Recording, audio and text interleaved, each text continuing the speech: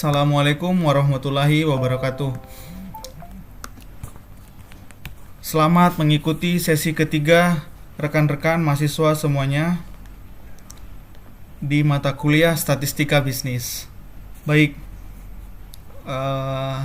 semoga sesi ketiga ini melengkapi keilmuan pengetahuan rekan-rekan mahasiswa semua dari sesi 1, sesi 2, sesi 3. Untuk selanjutnya kita akan belajar sampai sesi terakhir di mata kuliah Statistika Bisnis ini, yang kemudian nantinya kita akan bisa gunakan untuk mengambil mata kuliah metode penelitian. Jadi di Statistika Bisnis ini sebagai basic keilmuan gitu, basic keilmuan, salah satu basic keilmuan untuk bisa lebih dalam lagi di metode penelitian sampai membuat penelitian atau skripsi di S1 ini ya rekan-rekan mahasiswa. Jadi sesi ketiga ini kita akan ngebahas tentang skala pengukuran dan skala sikap.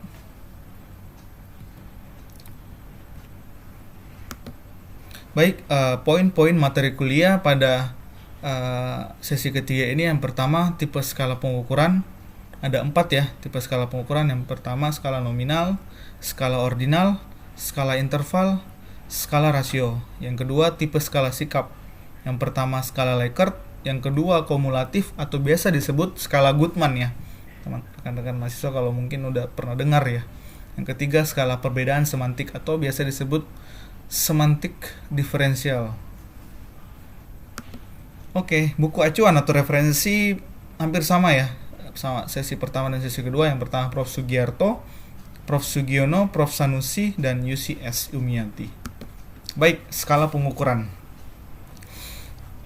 Kalau kemarin kita ngebahas variabel, maka sesi ketiga ini itu ngelengkapin dari variabel itu.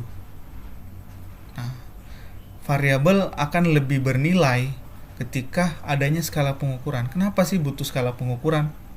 Karena skala pengukuran itu untuk memberikan nilai atau atribut terhadap suatu objek.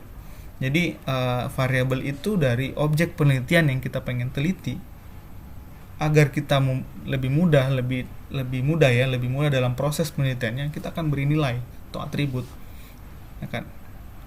Nah, contoh skala nominal misalnya kemarin kita ngebahas jenis kelamin, laki-laki itu 1, perempuan itu 2. Terus untuk agama misalnya agama Islam itu 1, Buddha itu 2, Konghucu 3, dan lain-lainnya seterusnya.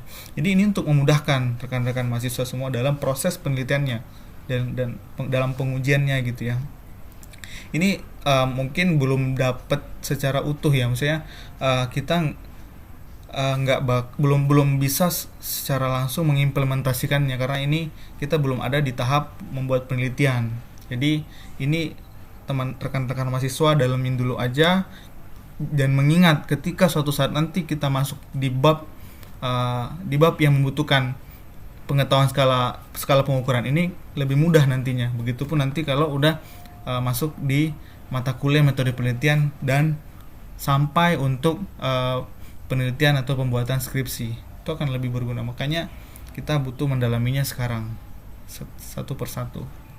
Nah, kalau menurut dua penulis ini, Prof. Sugiono dan Prof. Sugiarto, kita bisa ngambil kesimpulan gambaran gitu ya. Skala pengukuran itu adalah metode statistika atau kesepakatan ya untuk mengukur atau menentukan nilai atau atribut variabel. Jadi kalau beberapa sumber kadang-kadang ngomongnya untuk menentukan interval, karena itu skala pengukuran dalam bentuk interval, menentukan nilai, menentukan rasio.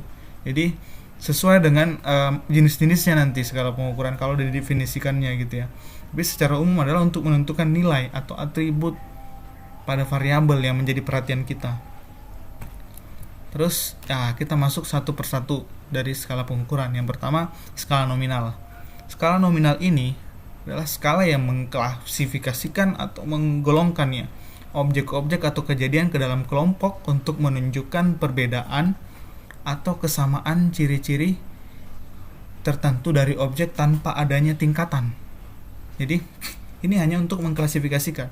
Sebagaimana yang kita pernah jelaskan di sesi pertama, kita singgung, sesi kedua kita juga singgung. nominal itu hanya memberikan kode, memberikan tanda gitu ya, bahwa jenis kelamin itu satu, laki-laki satu, perempuan itu dua, mobil itu satu, sepeda itu dua, sepeda motor itu tiga, hanya sebatas itu. Jadi contohnya gini, satu itu belum menikah, yang kedua itu menikah misalnya. Terus pekerjaan 0, PNS 1, karyawan 2, petani 3, sama dengan pedagang. Nah, angka-angka ini itu bukan tingkatan, teman rekan-rekan mahasiswa. Bukan berarti 0 itu PNS itu lebih baik daripada karyawan swasta gitu, bukan. Jadi hanya sebatas tanda, simbol atau kode yang akan memudahkan rekan-rekan mahasiswa nantinya dalam penelitian gitu. Jadi skala nominal gitu. Baik, selanjutnya skala ordinal. Skala yang digunakan untuk mengklasifikasikan dengan memberikan angka atau huruf yang mengandung makna tingkatan. Namun jarak antar peringkat antar 1, 2, 3, 4 ini tidak dapat diketahui secara pasti. Kita nggak tahu secara pasti. Jadi kata kuncinya ada yang berbeda lah dari yang nominal adalah tingkatan, ada tingkatannya. Tapi antar 1 dan 2 dan 3 dan 4 itu tidak diketahui jaraknya secara pasti. Contoh, tingkat pendidikan 1 sama dengan SD, 2 SMP, 3 SMA, 4 D3, 5 S1. Ini tingkatan. SD itu 1, 2 itu SMP, 3 itu SMA, 4 itu D3, 5 S1. Tapi kita nggak dapat nih ngetahuin berapa sih jaraknya nih antara SD sama SMP. Berapa? Apakah ada angkanya, ada bilangannya gitu, kita nggak tahu. Itu yang membedakan skala ordinal ini. Tapi membedakan dengan nominal adalah ada tingkatannya tadi ya. Biasanya kita juga buat dalam bentuk tingkat kepuasan. 1 tidak puas, 2 cukup puas, 3 puas, 4 sangat puas. Nah, ini skala ordinal ya, rekan-rekan mahasiswa. Yang ketiga, skala interval. Skala yang digunakan untuk membedakan, menyatakan peringkat, dan memiliki rentang jarak antar tingkatan yang dapat dihitung secara matematika, namun tidak memiliki nilai nol mutlak, atau biasa disebut dengan nilai nol relatif. Nah, skala interval ini memiliki sifat yang dimiliki oleh nominal, ordinal, sekaligus sifat yang dimiliki di skala interval itu, yaitu memiliki rentang atau jarak antar tingkatan yang dapat dihitung secara matematik. Oke? Jadi, apa yang dimiliki di nominal itu memberikan tanda kode, ya di skala interval juga ada. A, 0, 5, 10, tanda. Nah, terus apa yang dimiliki oleh ordinal yaitu tingkatan ada juga, 0, 5, 10. Nah, tapi ada hal yang menjadi poin gitu ya di skala interval ini adalah tidak memiliki nilai nol mutlak. Nah, kalau rekan-rekan mahasiswa udah pernah paham tentang nilai nol mutlak itu apa, jadi gini, sederhananya gini, saya coba ngambil contoh suhu ya. 0 derajat Celcius itu bukan berarti tidak ada suhu, tidak dingin atau tidak panas. Itu bukan kosong, jadi benar-benar bukan kayak berat badan itu 0 yang nggak ada beratnya gitu. Nah, nilai nol mutlak itu ketika dibandingkan dengan ukur lain gitu, ini kan derajat Celcius dengan ukuran lain yaitu derajat Fahrenheit gitu, maka ditemukan nih 0 derajat Celcius sama dengan 32 derajat Fahrenheit. Jadi ini dinamakan nilai nol mutlak, tidak memiliki nilai nol mutlak atau nilai nol relatif. Jadi dia bisa relatif gitu ya. 0 itu nggak selamanya 0, ya kan? Sama dengan IQ 0, belum tentu dia nggak punya wawasan pikiran sama sekali, itu adalah ukuran aja. Yang nanti kalau dibuat ukurannya beda, alat ukurnya lain, maka akan berbeda lagi. Hasilnya nggak 0 lagi. Ya, pada sederhananya contohnya ini terkait suhu. 0 derajat Celcius kalau dirubah jadi Fahrenheit, 32 derajat Fahrenheit. Berarti 0 derajat ini belum tentu tidak ada suhu atau tidak ada seperti apa ya, kosong, benar-benar kosong secara definisi, tapi ada isinya, atau yang biasa disebut dengan nilai nol relatif atau tidak memiliki nilai nol mutlak. Oke, itu teman-teman rekan-rekan mahasiswa ya. Ruangan suhu A, suhu 0 derajat Celcius, ruangan B suhu 5 derajat Celcius, ruangan C suhu 10 derajat Celcius, contohnya ini. Terus yang tadi saya coba jelaskan tentang nilai nol mutlak, gambarannya ini.